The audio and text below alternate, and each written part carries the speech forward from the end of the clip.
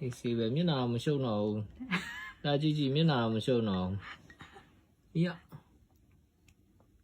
အေးစေးပဲ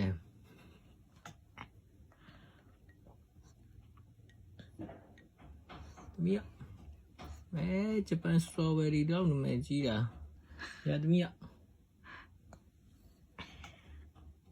အလုံးကြီးတွေနော်သမီးတို့ရှယ်လောက်ပေးတာလားလေးလုံးအများကြီးရဟာမပြတ်စားပြလိုက်သမီးမျက်နှာပါမရှုပ်ပြနဲ့တော့ကြိုက်တယ်ဆိုပြလိုက်ရ